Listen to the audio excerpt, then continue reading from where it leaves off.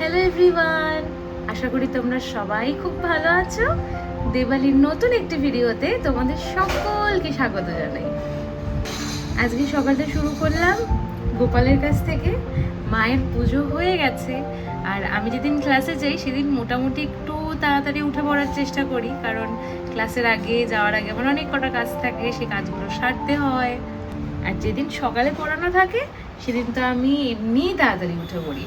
তো দেখো গোপাল আজকে গোপালের এই যে জামাটা গোপাল পরে আছে, এইটা ও আমার যতদূর মনে পড়ে পয়লা বৈশাখের দিন কিনেছিল, আর গঙ্গায় স্নান করে ওঠার পরও এই জামাটা পরেছিল, তাই তো গপু?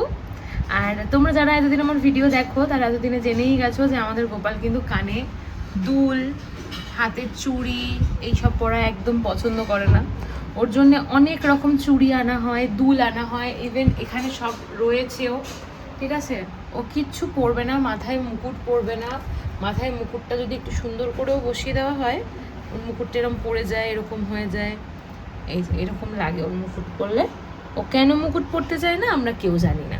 তো এইসব পরবে না, কিছুক্ষণ পর দেখবো খুলে ফেলে দিয়েছে, খালি গলায় একটা চেন থাকবে, ব্যাস, আরও কিচ্ছু পরবে না।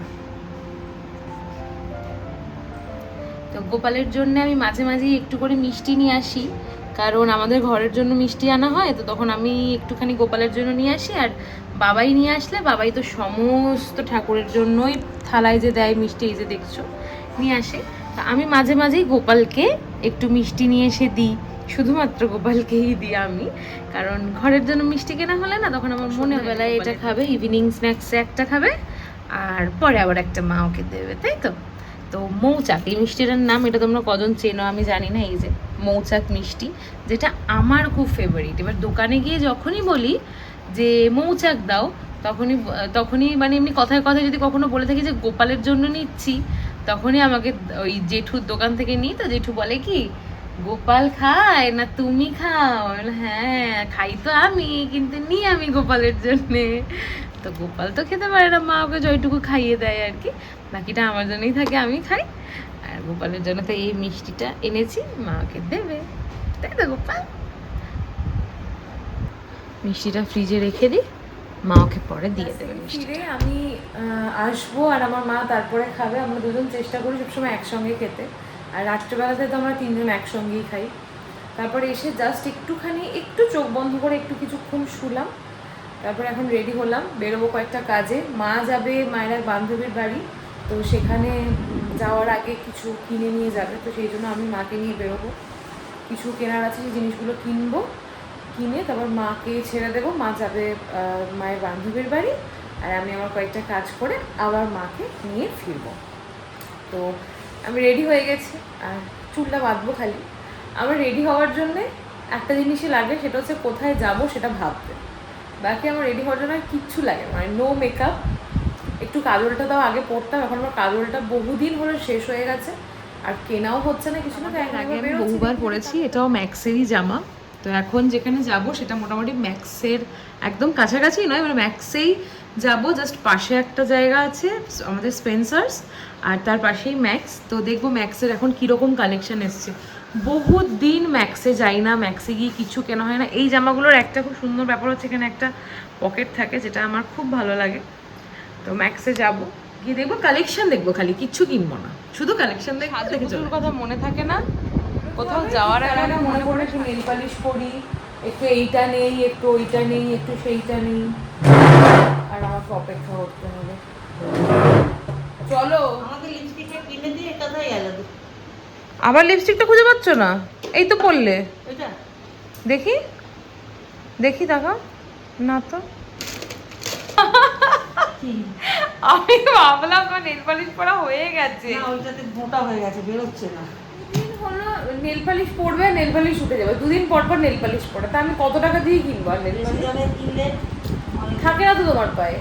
হ্যাঁ, না বেশি দামে কিনলে থাকে। থাকে না, নো। বেশি দামের কিনলে আমার মায়ের পায়ে নেল পালিশ থাকে না, দুদিন পর পর নেল পালিশ পরে। তাই আমি কম কম দামের, সব থেকে আমি দোকানে গিয়ে বলি সব থেকে কম দামের কোনটা আছে, সব থেকে কম দামের নেল পালিশ। মায়ের জন্য কম দামে ইয়েস। মোবাইল কেনার মতো। হুম। ও মা এসেছে, ঠিক আছে। মা এত বড় একটা ব্যাগ নিয়েছে, লোকে দেখে ভাবে বিয়ের বাজার করতে যাচ্ছ। রেড আর্টটা দেখো।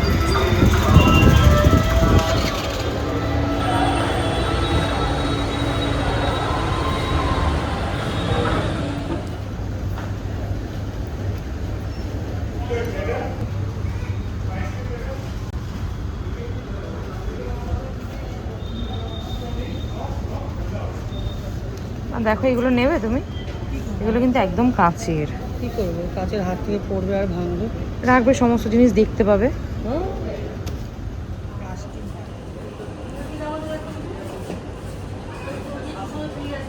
বক্স নিচ্ছে, মোবাইল বক্স মানে আমার প্রথমেই চোখ গেছে এই জিনিসগুলো। তোমার দেখো এখানে কত ঠাকুরের জিনিস, সমস্ত কিছু ঠাকুরের, মানে এই চন্দন 79, 80 টাকা।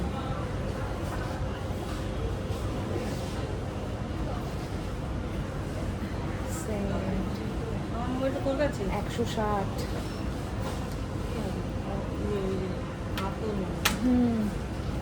এগুলো কি গো? ধূপ না? কি লেখা আছে পর? এসেন্স অফ ধূপ।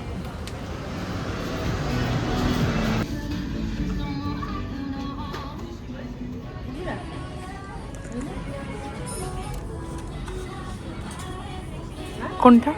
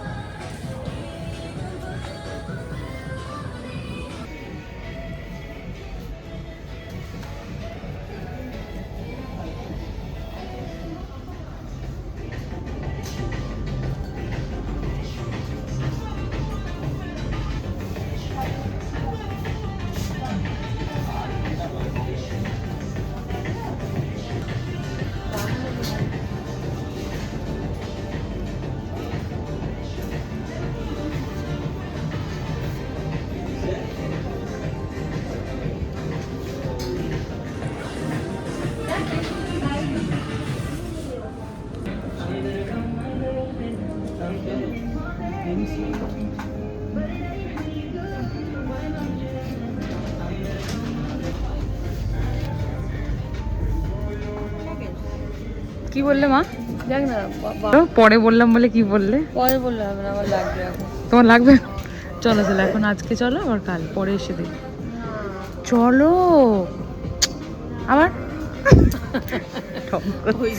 ঘরে না না একটা ব্যাগ নি কিনে দেবে না, না একটাও না। না,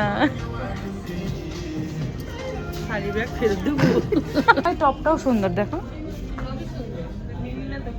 কে কিছুই তো নিলি না, সবই সুন্দর। বাবার ফুটো নেই বলছে? রেগে মেগে খুব জল দাও। বৃষ্টি শুরু হয়ে গেছে, হাওয়া দিচ্ছে, তারপরেও আমাদের ফুচকা খেতে হবে। এত ভারী জিনিসপত্র নিয়েছি, তারপরেও নাকি কিছু কিনে দেওয়া হয়নি।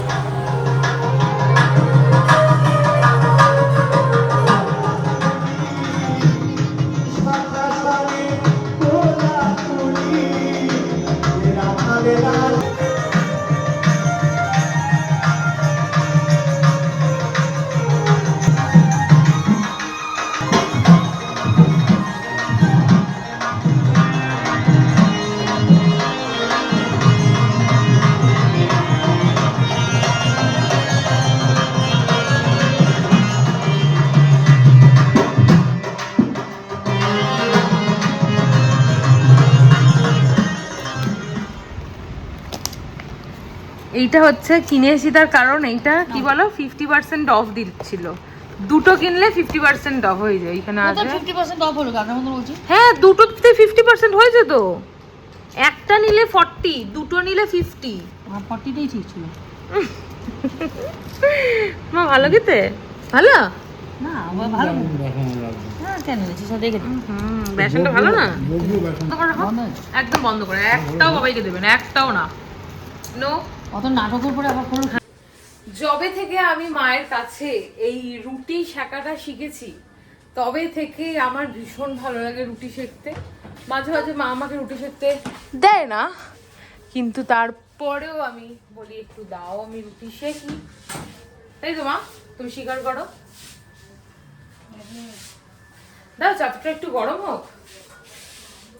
চাটুটা আবার গরম হয়েছে কি হয়নি এইভাবে আমি দেখতে পারি। তো রুটিটা সেকবো, একসাথে আবার 3-4টে রুটি দিয়েও কিন্তু সেকতে পারি।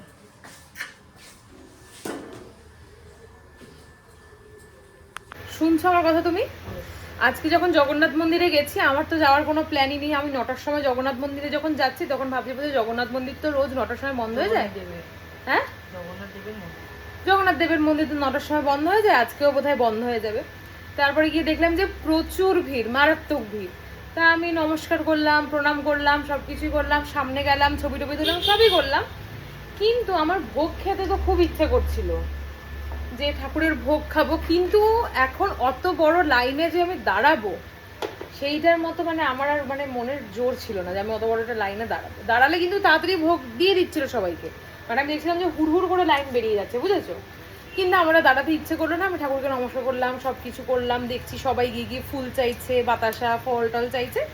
তা আমি নমস্কার করে একটা আমার মনে হলো যে কাশ একটু ভোগ পেতাম, কেউ একটু আমাকে বলতো যে একটু ভোগ না, মানে এরকম ভাবছি, বুঝেছো? তারপরে বাড়িতে এসে আমি তো দেখছি যে বাবাই ভোগ নিয়ে এসছে। বাড়িতে এসে আমি দেখছি যে আমার বাবাই অলরেডি পুরো প্যাকেট করা ভোগ নিয়ে এসছে। ভিড় থেকে চলে এসেছিস, তোর প্রসাদ খেতে ইচ্ছা করছে, তখন দাঁড়িয়ে খাসনি না, কিন্তু বাড়িতে এসে দেখছিস বাবা ভোগ তোর বাবাই ভোগ এনে দিয়েছে। ঠাকুরই তো বাবার মধ্যে দিয়ে পাঠিয়েছে। বাবাইকে ওখানে খেতে বলছিল, বাবা বলে আমার দ্বারা দাঁড়িয়ে খাওয়া সম্ভব নয়, তখন একটা পুরো প্যাকেট দিয়েছে। আমি কিন্তু দাঁড়িয়ে খিচুড়ি খাই, মানে যখন আমাদের পুজো হয়, যে জগদ্ধাত্রী পুজো হয়, মায়েদের ওখানে যাই আমি, প্রত্যেকটা জায়গায় গিয়ে গিয়ে আমি দাঁড়িয়ে দাঁড়িয়ে খিচুড়ি খাই। দাঁড়িয়ে কিন্তু আমি খিচুড়ি খাই, কিন্তু ওই মানে গেলাম খিচুড়ি নিলাম, দাঁড়িয়ে খেলাম, ঠিক আছে, দাঁড়িয়ে খেতে আমার কোনো রকম ব্যাপার না। কিন্তু মানে বিশাল বড়, যারা তোমরা চেনো আমাদের রত্তলা জগন্নাথ মন্দিরটা, মানে ওখান থেকে একদম কামারহাট মানে এই মিউনিসিপ্যালিটি অব্দি লাইন। তা ওই অত লাইনে দাঁড়িয়ে আর আমি এতগুলো কাজ করে হাঁটতে হাঁটতে গেছি জগন্নাথ মন্দির, তারপরে আর দাঁড়াতে আমার ইচ্ছে করেনি। আমি নমস্কার করে চলে এসে বাড়িতে এসে দেখছি ভোগ এসে গেছে। ঠাকুর কাউকে অভুক্ত রাখে না, ইচ্ছা মানে মন থেকে চেয়েছিস বলে ঠাকুর ঠিক বাড়িতেই ভোগ পাঠিয়ে দিয়েছে।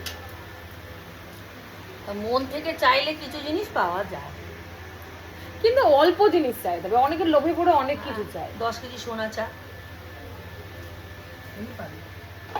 তাই চাইবো কেন আমি যেটা পাবো না?